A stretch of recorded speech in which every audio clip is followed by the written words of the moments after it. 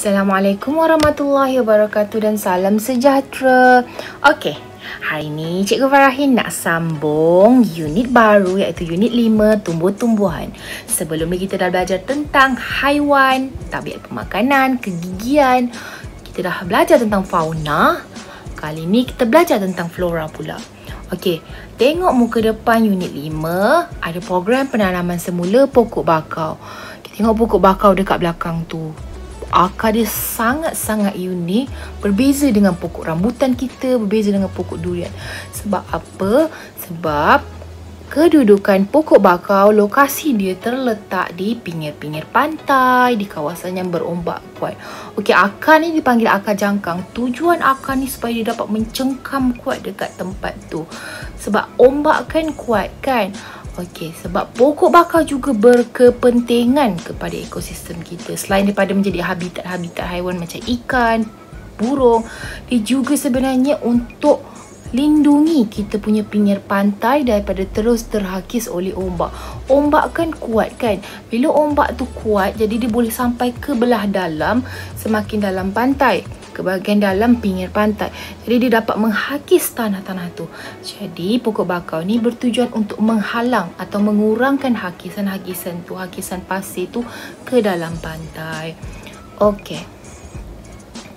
Mengapa mereka perlu menanam semula anak pokok? Sebab pentingnya pokok bakau kepada ekosistem kita. Sebab itulah diorang masih menanam anak pokok bakau. Dia sebagai satu kepentingan kepada ekosistem kita. Tadi kita tanam pokok bakau menggunakan anak pokok. Okay, itu ialah salah satu cara pembiakan tumbuh-tumbuhan. Tumbuh-tumbuhan perlu membiak supaya tidak pupus. Tumbuh-tumbuhan boleh membiak melalui pelbagai cara. Satu ialah melalui biji benih. Ini yang kita selalu nampak orang gunakan, biji benih.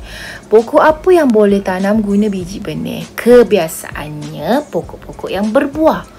Pokok-pokok yang berbuah ni akan membiak melalui biji benih. Sebagai contoh, pokok cili, pokok betik, pokok bendi. Okey, pokok ni dalam buah dia ada biji-biji. Okey, biji-biji tu sebenarnya boleh dibersihkan dan ditanam semula di atas tanah yang subur, dijaga seperti pokok biasa.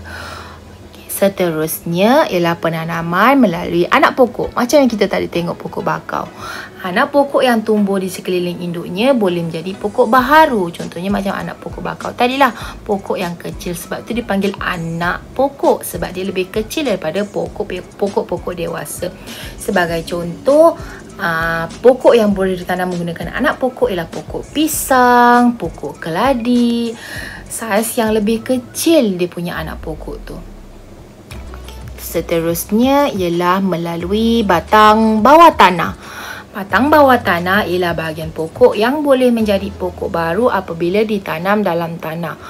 Okey, kalau kita tanam, letak je batang dia terus dalam tanah, memang akan keluar pokok baru. Sebagai contoh, pokok ubi kentang dengan pokok bawang.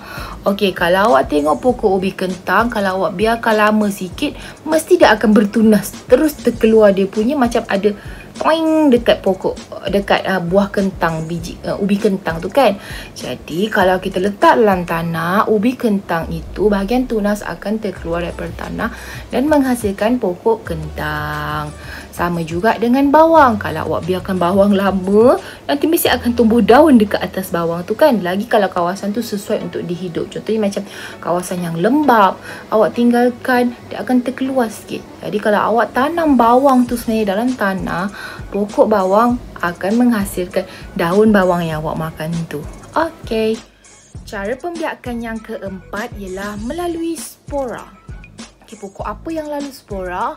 Pokok yang tidak berbunga membiak melalui spora. Okey, sebagai contoh, paku pakis, cendawan. Pernah tak tengok pokok paku pakis ada bunga? Tak kan? Cendawan juga, mana ada bunga cendawan? Okey, jadinya mereka ini membiak melalui spora. Okey, spora ni dia halus yang sukar untuk kita lihat dengan mata kasar. Tapi kalau kita gunakan kanta pembesar ataupun mikroskop, kita akan mudah melihat spora tersebut.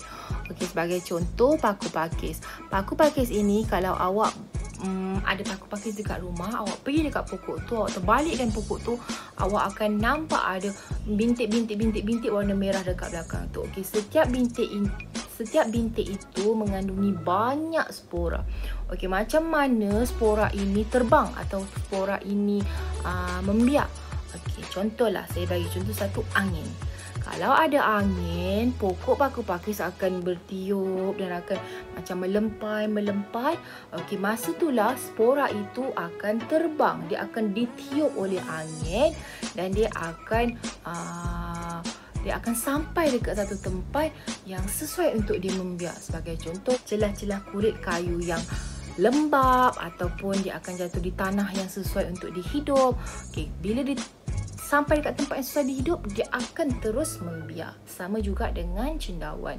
Cendawan sebagai contoh, kalaulah ada binatang-binatang, serangga-serangga yang berbulu, contohnya macam kumbang, ada bulu, kumbang kelapa tu, kumbang tanduk tu, dia ada bulu dekat bahagian atas badan dia, sikit kat bahagian kepala tu. Kalau bulu tu, spora ni tersangkut pada bulu binatang tu, spora tu akan dibawa dekat bahagian belakang binatang tu.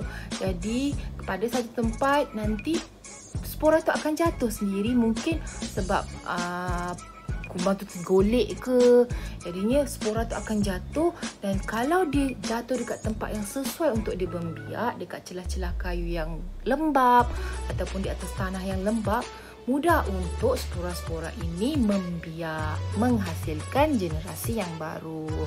Okey, yang seterusnya ialah melalui keratan batang.